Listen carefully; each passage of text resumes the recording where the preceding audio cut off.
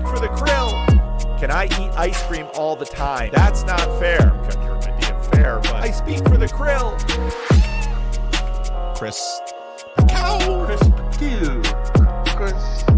Cow. Is this a major reason why you don't believe it? I speak for the krill. Oh, this one's probably scary. Would your father have a penis? It's really funny. There's going to be beliefs, symbols, and practices all the way through this. I don't think you're going to avoid the religion quite so easily. Right. You see, this sense of closure is a compensation.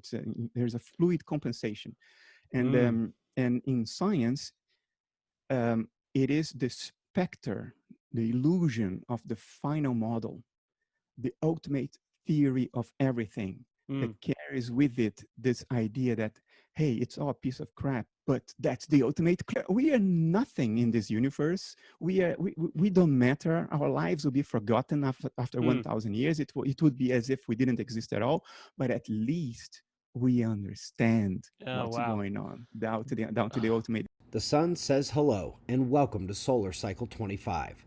As always, these cycles begin as a slumber to a slow rise, and eventually, a year or two later, the sun is kicking into gear for sunspot maximum. We're 20 months into the cycle, right on time, and while the sun won't reach cycle maximum for at least another year, we've got big booms and they're aimed at Earth. God is the ocean of being, right? To use one of Aquinas's beautiful phrases. Wow, here's somebody basically saying, yes, the ontotheological critique is right, and common theism and common atheism are both wrong. And he was trying to get that point across. It wasn't being I forget the name of the guy who's the cosmic skeptic. The Beatles. I think the Beatles have lost. I like the Beatles, but they've lost a lot of clout in this generation. They don't care as much, and like it's just kind of this reality of like you want to make your mark on the wall. You're not really ever going to not the way not in such a lasting way. Like it's all sandcastles, man, and the tide comes in eventually and washes it away. So no one told you life was gonna be this way. Your job's a joke you broke, your love life's to your way.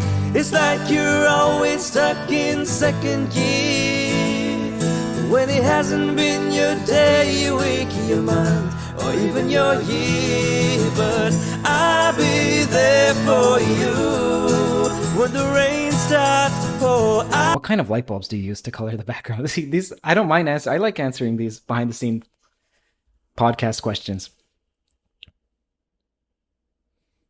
So as for a lighting setup, I have a light right here. It's a bit closer, and that serves as a rim light. If you know a little bit about cinematography, serves as a rim light. I have two lights here, which are, I think they're called sad lamps. So they have the wavelength of the sun. It's the spirit of self-love, and I think it's also the spirit of Judas. Because like I think that's that kind of spirit where it's like the self-love thing drives me up the walls, because it's a total distraction from what my duties are, what I say what I believe my duties are in this world, right? So if I put self-love up here, like and that's the highest, then I need to care for myself and make sure that I'm all like happy and healthy, all this shit. Tying in with what you said, they are now harvesting our emotional responses. That is the game they're playing. They are engaging us emotionally. And this is what I said earlier about the AI learning. So they are pushing. So I think a lot of these crazy policies that are coming out from various governments around the world, part of this is being done this sounds again like a conspiracy, but then you simply look at who's paying, which companies are backing which sides of politics, right? I think it sounds great, but I also think it's not my niche and not something where I concretely have something to contribute. So I'll leave it to the people who've thought about exactly this question the most. But I do associate something else with it, which is this transformation, which is also about how we are learning. And when you look at Bayesian decision theory and so forth, it's this incremental updating on information. Learning more is not just accumulating more information and knowledge, but it is also a deep transformation. It's conceptual change. Yes. And again, it's exactly this complete reframing of how you look at something. What does that look like?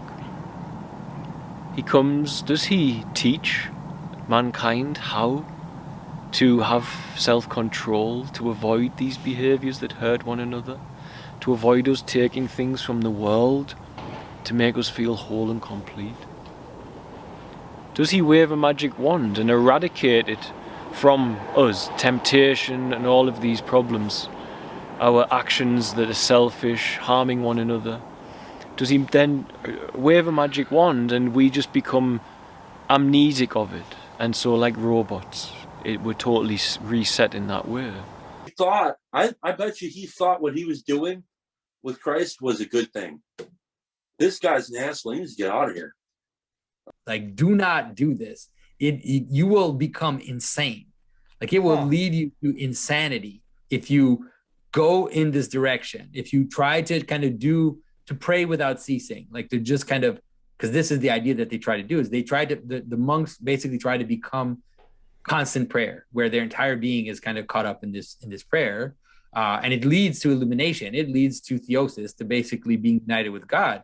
But they tell you, like, don't do it without a guide, because it's super dangerous, and it'll make you, it drive you crazy, and monks go crazy.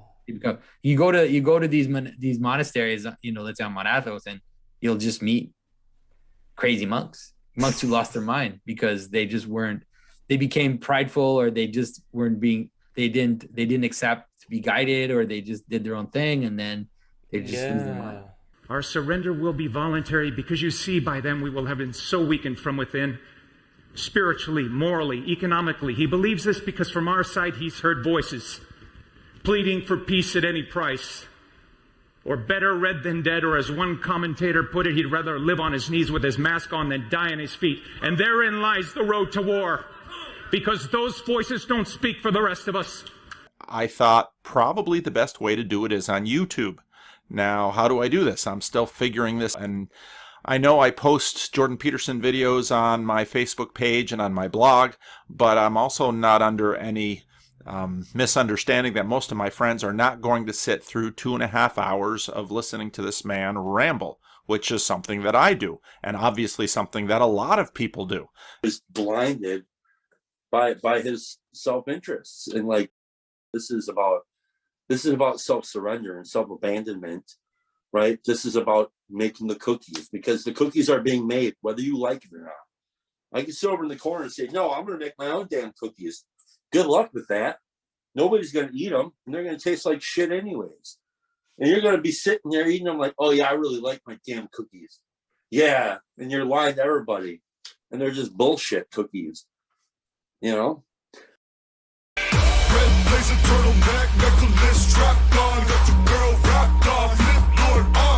Is kind of a prolegomena. Quartz.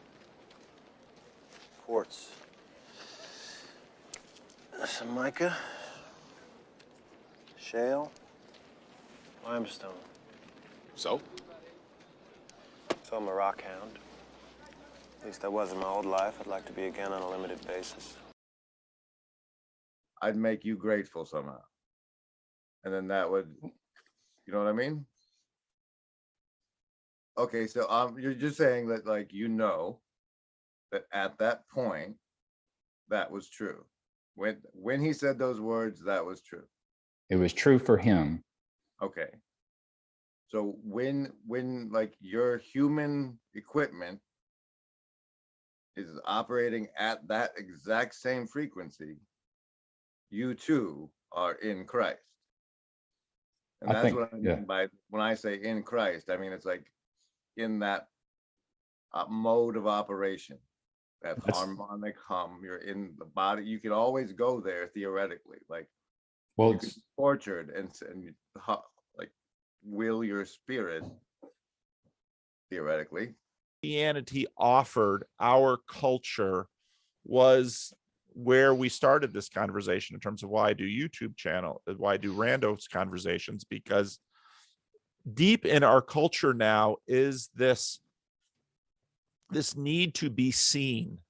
And I think part of what a theistic culture offered was the knowledge broadly put out into the world that even if what has now become sort of this media eye of Sauron, which sees, hobbits and orcs and wizards, even if we are not seen by the big media eye of mass media, or even getting status on the social media platforms, you are seen by God, and you finally live before